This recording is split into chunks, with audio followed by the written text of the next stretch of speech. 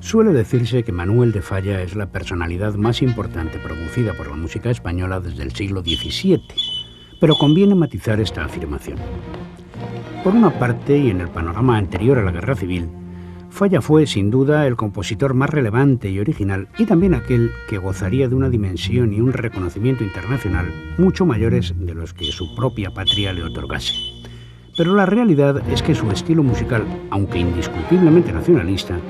solamente pudo cristalizar en Francia, gracias a los consejos de Paul Dukas y a su relación con Debussy y con Ravel.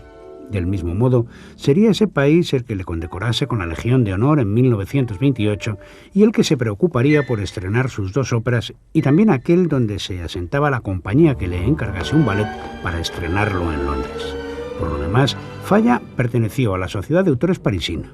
Sus obras se editaron en Francia, Italia e Inglaterra, y ningún conservatorio español se interesó jamás por explorar las posibilidades docentes del músico gaditano.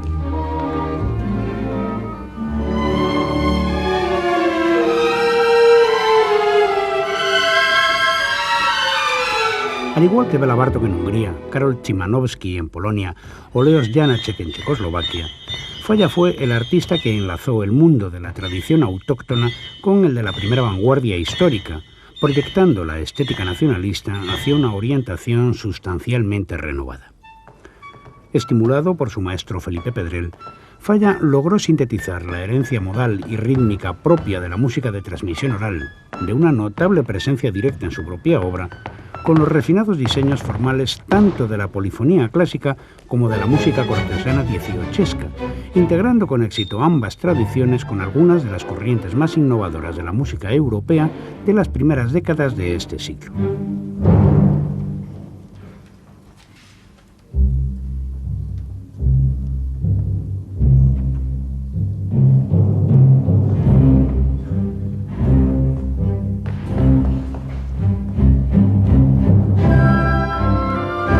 La figura de Falla es la de un creador independiente, cuyo talento fue capaz de apropiarse de ciertos planteamientos de la vanguardia para construir una obra enteramente personal e inconfundiblemente ibérica.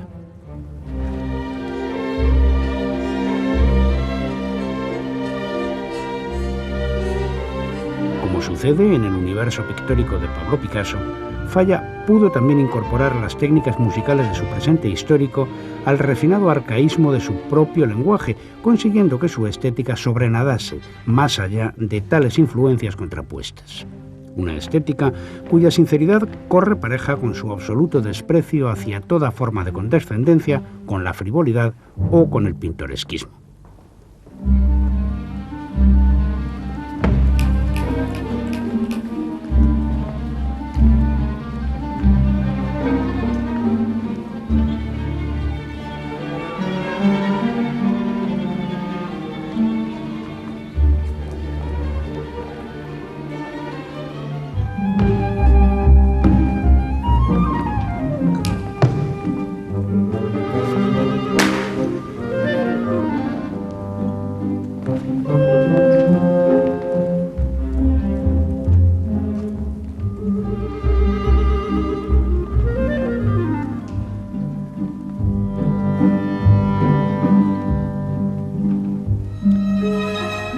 El sombrero de tres picos sobre el célebre argumento del Corregidor y la Molinera de Pedro Antonio de Alarcón fue un encargo de la compañía de ballet rusos de Sergei Diaghilev, que lo estrenó en 1919 en el Teatro Alhambra de Londres, dirigido por Ernest Ansermet y bailado y coreografiado por Leonid Mazan con Tamara Karsadina.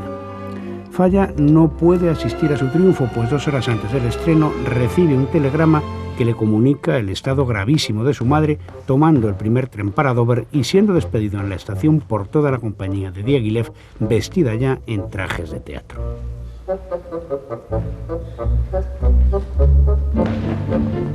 Puede decirse que el así llamado ballet español,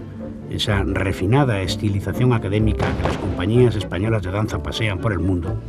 tiene su origen en esta obra admirable, aunque en ella la jota, la seguidilla o el bolero tengan la total primacía frente a la evocación andalucista. Picasso, que acababa de rebasar su etapa de rabioso cubismo analítico, creó los decorados y figurines del estreno dentro de un irónico neoclasicismo lleno de vitalidad y de elegancia.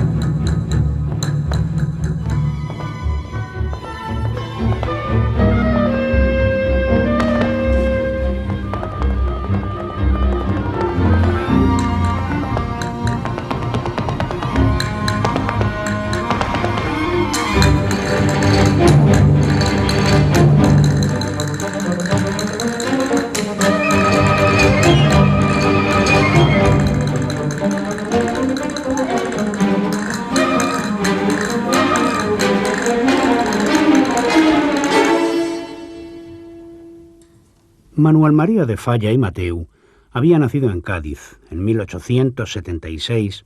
en la época en que esta ciudad era todavía un importante centro comercial y cultural en el que se representaban regularmente óperas y zarzuelas y que poseía una sólida tradición de música de cámara. En los últimos años del siglo XIX, Falla viaja con regularidad a Madrid, en cuyo conservatorio obtendría el primer premio de piano en 1899 y donde se establecería al año siguiente. Sus primeras tentativas en la música teatral, algunas de las cuales están escritas en colaboración con Amadeu Vives, no conocerán la menor fortuna. El más acabado ejemplo de esta etapa está constituido por La vida breve.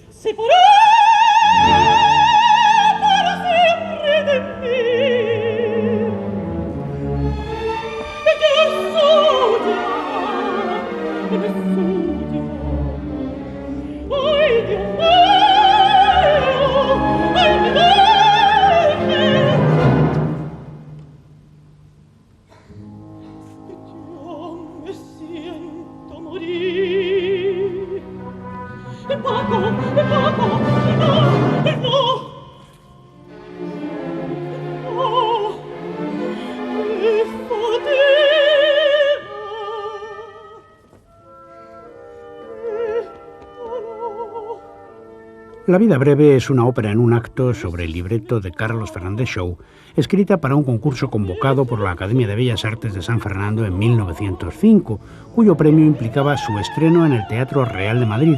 promesa que no se llevaría a efecto y que solo se ha hecho realidad con la recientísima reconstrucción de este coliseo. Desesperanzado por la incuria y provincianismo de la vida musical madrileña, Falla marcha a París, donde muestra su ópera Paul Dukas cuyo entusiasmo por ella logra que, traducida al francés, se estrene en el Casino de Niza el 1 de abril de 1913, con tan excelente acogida que se repondría en París el 7 de enero del año siguiente. Pese a tratarse de su primera obra personal, existe en La vida breve una perceptible influencia del verismo pucciniano y del naturalismo francés. Aún así, La vida breve es una partitura de fuerza y belleza excepcionales, que anticipa ya todo el futuro estilo de su autor, constituyendo además una de las escasísimas aportaciones españolas verdaderamente significativas a la historia de la ópera.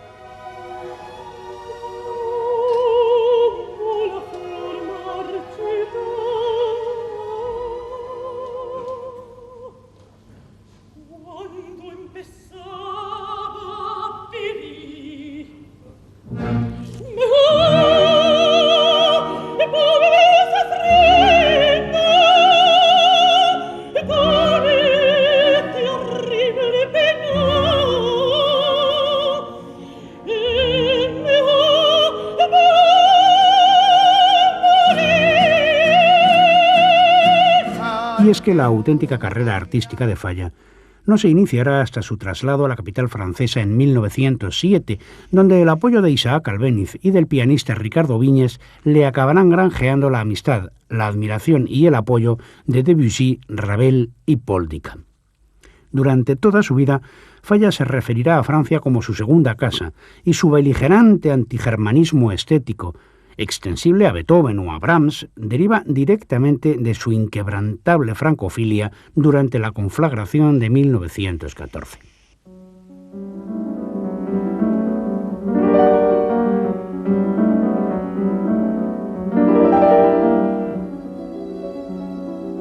En París escribe Falla algunas obras en que la austeridad, intensidad y depuración con que se recrean los elementos folclóricos corren parejas con una excepcional imaginación armónica y tímbrica. Los más perfectos ejemplos de este periodo parisino son las 7 canciones populares españolas y las Noches en los jardines de España, una especie de suite sinfónica con piano principal que, comenzada en 1911, no verá su estreno hasta 1916, cuando el compositor se vea forzado a regresar a Madrid a consecuencia de la Gran Guerra, perdiendo en la estación de Austerlitz el bisogné con el que hasta entonces había cubierto su temprana calvicie y que ya nunca volvería a utilizar.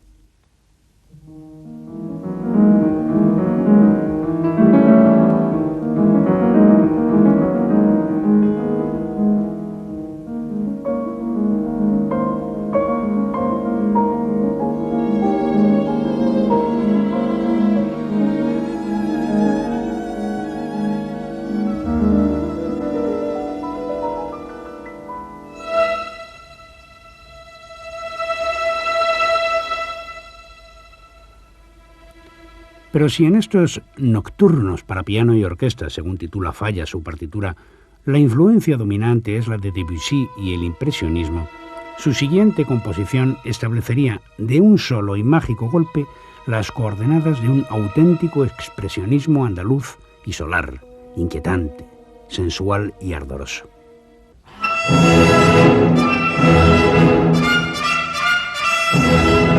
El amor brujo surgirá inicialmente como una suerte de inclasificable pantomima con recitaciones, cante y baile para Pastora Imperio,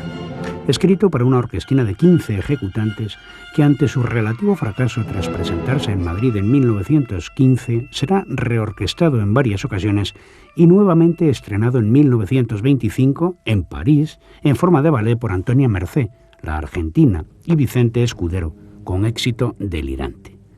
Esta última versión constituye una de las indiscutibles obras maestras del sinfonismo moderno.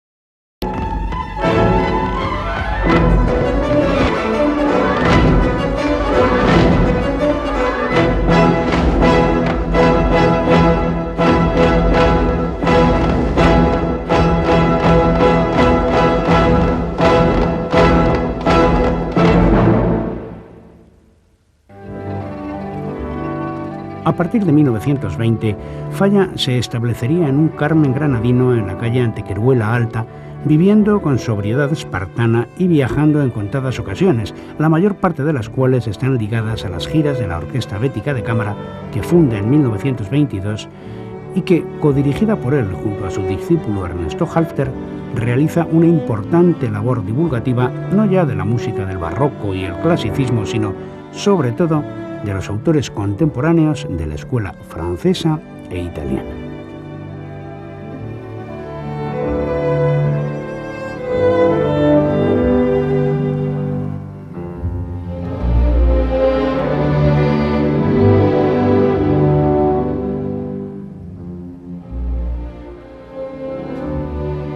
Falla procedía de una familia acaudalada, pero las repetidas imprudencias financieras paternas habían estragado su patrimonio. En los años 30, la guerra civil hace imposible la percepción de sus derechos de autor, único recurso económico de que disponía, y la prensa musical francesa se pregunta angustiosamente por su suerte. Finalmente, la Institución Cultural Española de Buenos Aires, por intermedio del compositor Juan José Castro, introductor del dodecafonismo en Argentina, le propone dirigir unos conciertos de música española en el Teatro Colón. Pese a su fragilísima salud y su terror a embarcarse, Falla, acompañado por su hermana María del Carmen y por el pianista Frank Marshall, discípulo y heredero espiritual de Enrique Granados, se traslada a Argentina en octubre de 1938, dirigiendo 4 conciertos, el último de los cuales está exclusivamente dedicado a su propia música y en el que estrena su última obra, la suite Homenajes, en que recrea y rememora los nombres de sus más admirados colegas y amigos: Felipe Pedrell, Paul Dukas, Enrique Fernández Arbós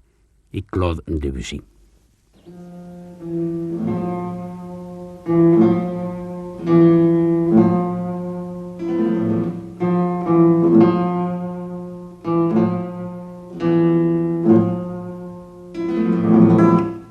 La página dedicada a Debussy es un tombeau con ritmo de melancólica habanera, una pieza compuesta originalmente para guitarra e incluida en el volumen conmemorativo que la Revue Musicale editó en 1920 en memoria de Debussy y que incluía, entre otras, contribuciones de Stravinsky, Dukas, Malipiero, Ravel, Milhaud, Erik Satie y Béla Bartók. Es la única de sus obras dedicada a tal instrumento y constituye un admirable ejemplo de escritura guitarrística más allá de su excelente transcripción orquestal.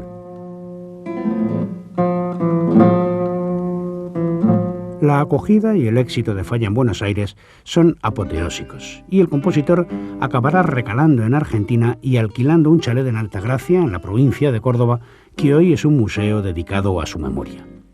Consciente de la imposibilidad de su retorno, Falla se ha llevado un cofrecillo con arena española y mantiene en funcionamiento 2 relojes, uno con la hora local y el otro con la granadina. El 14 de noviembre de 1946, a consecuencia de una crisis cardíaca sobrevenida mientras dormía, Falla fallece en Argentina sin haber querido regresar a España.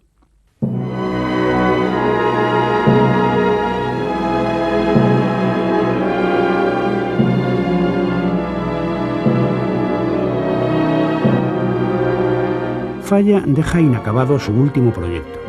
una gran cantata escénica sinfónico-coral sobre la Atlántida, la gran epopeya cristiano-pagano-modernista de Mosén Cinto Verdaguer, cantata que concluirá Ernesto Halffter. Falla solamente había terminado el prólogo, la primera parte y algunos números aislados de las restantes, dejando un enrevesado dédalo de apuntes y bocetos parcialmente contradictorios y sin que la forma total quedase ni siquiera enteramente determinada.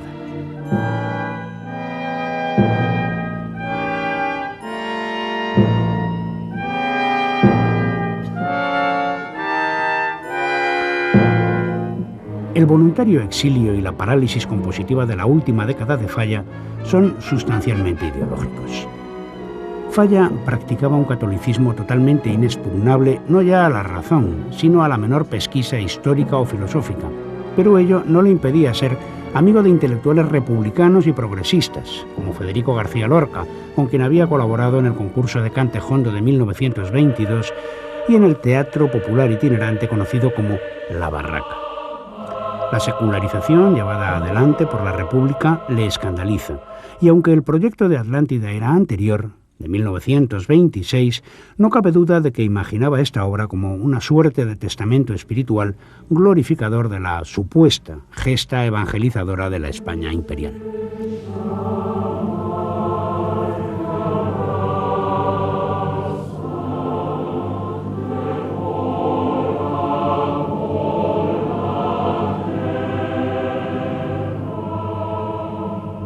Si en algún instante Falla pudo ver con simpatía la insurrección fascista, en tanto que rehabilitadora de su ideal religioso, su condescendencia inicial se esfumó al presenciar cómo la represión militar granadina se llevó por delante a casi 4.000 personas, cebándose especialmente en las clases populares, como sucedió con Rosario Fregenal,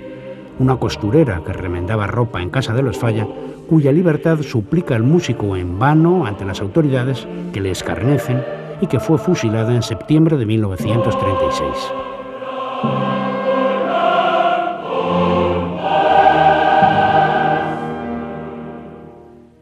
La barbarie de las gentes que el compositor reconocía como las de su propio bando, el bando católico,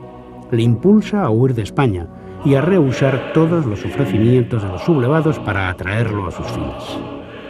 Falla nunca condena públicamente a Franco, pero evita toda palabra o gesto que pueda interpretarse como un apoyo tácito o explícito a la insurrección.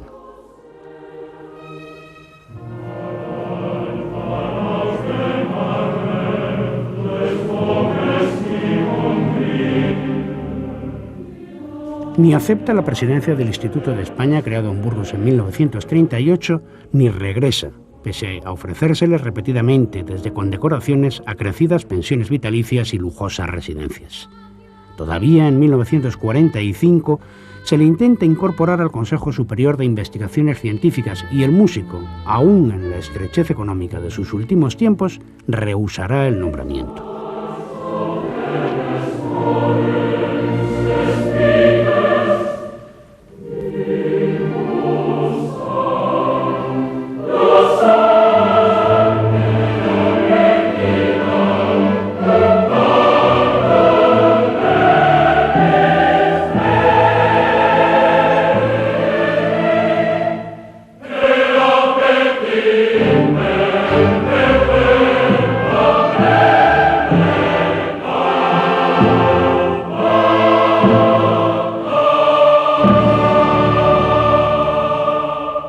Tras el fallecimiento del músico,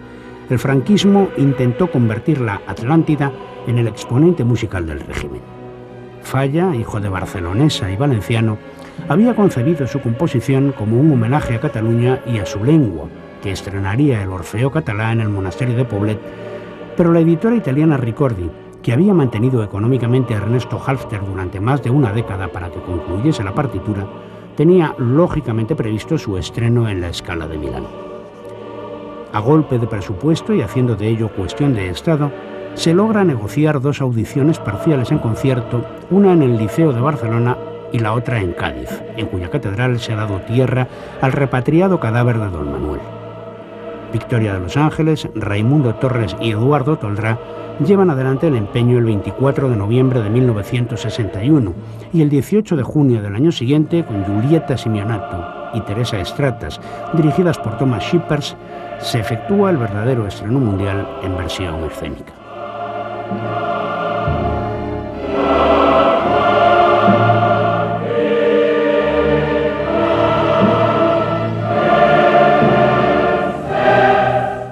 Dada la inscripción ideológica de Falla, la Atlántida era tan inevitable como imposible. Su simbología católica, culterana y altisonante, que en 1926 pretendía ser una seña de identidad estética y religiosa, se había convertido una década más tarde en la banderola de un régimen asesino e ilegal. En su última soledad, Falla contempló quizá a su propia criatura como la involuntaria expresión estética de un pensamiento cómplice con la barbarie, lo que explica su impotencia para concluirla. A su pesar, el fascismo había convertido su obra en un proyecto sin destinatario. De hecho, y pese a la innegable altura de muchos de sus fragmentos, o la calidad de los artistas que se han puesto a su servicio, Atlántida no ha entrado, ni posiblemente entre nunca, en el repertorio ni de la música escénica ni de la música concertante. Y quizá debamos entender que en ese fracaso artístico de Atlántida reside, paradójicamente, el definitivo triunfo del ciudadano Manuel de Falla.